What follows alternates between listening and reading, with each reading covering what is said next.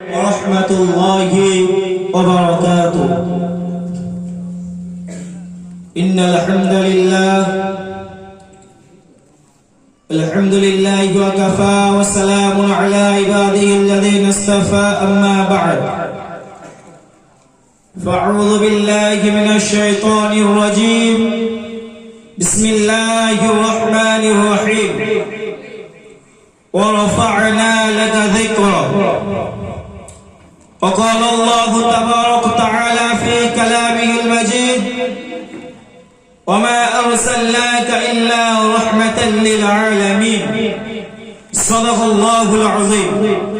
وقال النبي صلى الله عليه وسلم والله لا يؤمن أحدكم حتى أكون أحب إليه من والده وولده والناس أجمعين أو كما قال عليه الصلاة والسلام.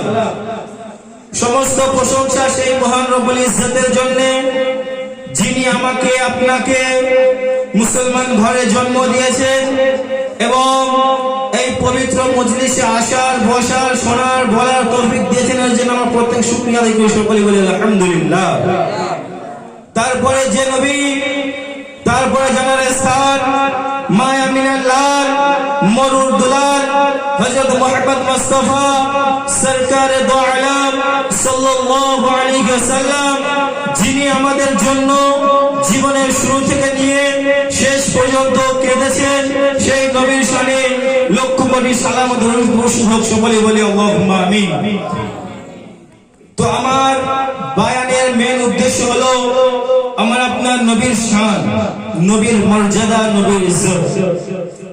তো বায়ান শুরু করার আগে আমার সামনে বসে থাকা আমার ছোট বড় ভাইরা এবং আমার পিছনে বসে থাকা স্টেজে আঞ্জুমানের সভাপতি সেক্রেটারি সাহেব ও আমার সামনে যেসব পরীক্ষকরা আছে তাদেরকে আমার সালাম, অভিনন্দন, ভালোবাসা জানিয়ে আমি আমার এই ক্ষুদ্র বক্তব্য শুরু করবো ইনশাআল্লাহ।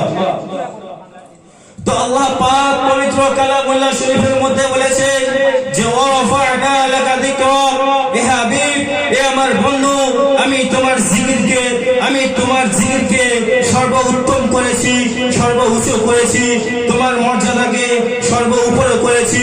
যদি আমরা একটু চিন্তা করে দেখি আমার আপনার নবীর মর্যাদা কেমন, আমার আপনার নবীর সম্মান কেমন, আমার আপনার নবীর স্থান কোথায়, তাহলে একটুখানি আদম আলাইহিস সালাতু ওয়াস সালামের কাহিনী দিকে লক্ষ্য করলে বুঝতে পারবো।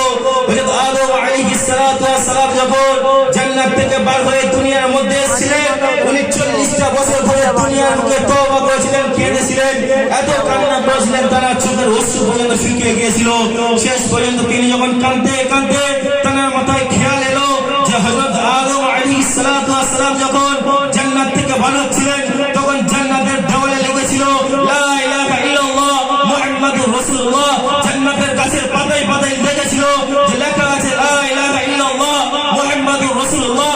আরশে আজিমের দিকে যখন তাকিয়েছিল তখন দেখেছিল যে লা ইলাহা ইল্লাল্লাহ মুহাম্মাদুর রাসূলুল্লাহ এরকম নাম লেখা আছে। তখন তিনি হযরত আদম আলাইহিস সালাতু ওয়াস সালাম আল্লাহর কাছে ফরিয়াদ করছে যে আল্লাহ, আমি যখন জান্নাত থেকে বের হই দুনিয়ার বুকে আসি তখন জান্নাতে দেখেছি আপনার সাথে একজনের নাম লেখা আছে, গাছের পাতায় পাতায় দেখেছি আপনার সাথে একজনের নাম লেখা আছে, আরশে আজিমের মধ্যে দেখেছি আপনার সাথে একজনের নাম লেখা আছে। ইয়া আল্লাহ, ওই নামের ওসিলা করে তুমি আমার গুনাহকে maaf করে দাও।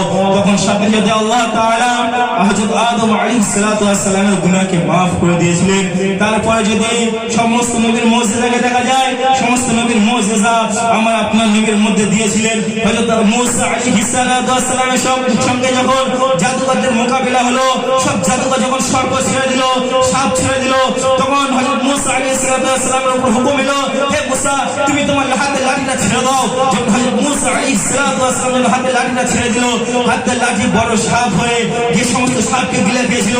ওই মুজিজার দিকে খেয়াল করে যদি একটু চিন্তা ভাবনা করা যায়, হযরত মুসা আলাইহিস সালাতু ওয়াস সালামের হাতে লাঠি ছিল, লাঠির জোরে লাঠির দ্বারাই সে হযরত মুসা আলাইহিস সালাতু ওয়াস সালাম সাপদেরকে খেয়ে জাদুকরদের পরাজিত করেছিল। কিন্তু আমার আপনার নবীর যখন পালা এলো, আমার আপনার নবীর যখন সময় এলো, যখন কাফিরে মক্কারা এসে বলেছিল হে নবী, হে মুহাম্মদ, তুমি যদি আল্লাহর সত্যিকারের নবী হয়ে থাকো তাহলে ভাগে ভাগ করে দেখাও। তখন আমার আপনার নবী দয়ার নবী শুধু হাতের ইশারা করে চাঁদের দিকে করেছিল। সেই হাতের ইশারা করার কারণে চাঁদ দুই ভাগে বিভক্ত হয়ে গিয়েছিল। মুসা আলাইহিস সালাতু ওয়াস সালামের জন্য লেগেছিল লাঠি, আমার আপনার নবীর কিছুই লাগেনি, হাতের ইশারা যথেষ্ট হয়ে গিয়েছিল।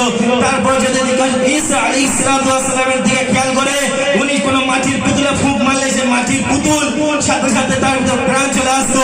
কোনো মুর্দার উপর ফুঁক মারলে সেই মুর্দার উপর প্রাণ চলে আসতো।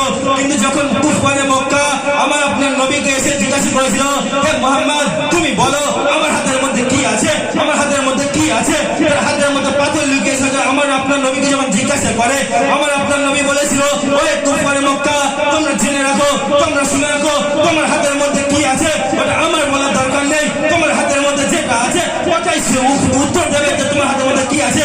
তখন সেই হাতের মধ্যে থেকে পাথরটা কলমা পড়তে শুরু করলো যে লা ইলাহা ইল্লাল্লাহ মুহাম্মাদুর রাসূলুল্লাহ সাল্লাল্লাহু আলাইহি ওয়াসাল্লাম। আমার আপনার নবী ফুঁক মারতে লাগেনি, কিছু করতে লাগেনি, শুধু মুখ দিয়ে বলেছে, পাথর কলমা পড়েছে, শুধু হাত দিয়ে ইশারা করেছে, চাঁদ দুই ভাগে বিভক্ত হয়েছে।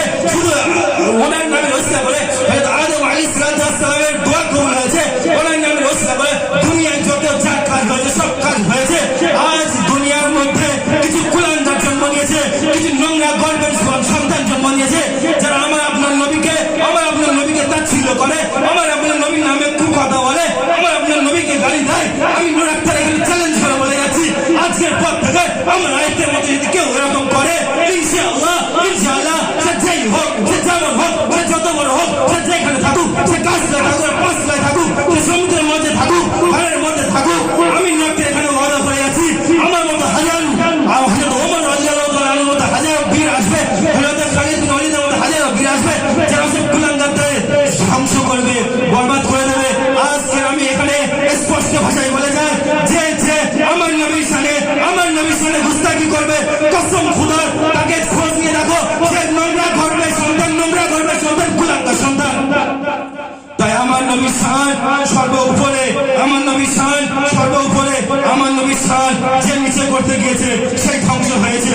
খোঁজ নিয়ে দেখো, আবু লাহাব বলেছিল, হে মুহাম্মদ তোর হাত ধ্বংস হোক।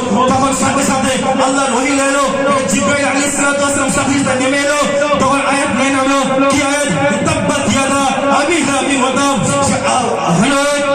জিবরাইল আলাইহিস সালাতু ওয়াস সালাম এই আয়াত নিয়ে নেমে এসে বলল, হে নবী আপনি বলে দেন, আপনাকে বদদুয়া দেন, আপনার নামে কথা বলে, তুমি এই আয়াত শুনিয়ে দাও যে তোমার নামে কোন কথা বলবে, কোন গুস্তাখি করবে, তার সাথে সাথে এরকম বিচার হবে।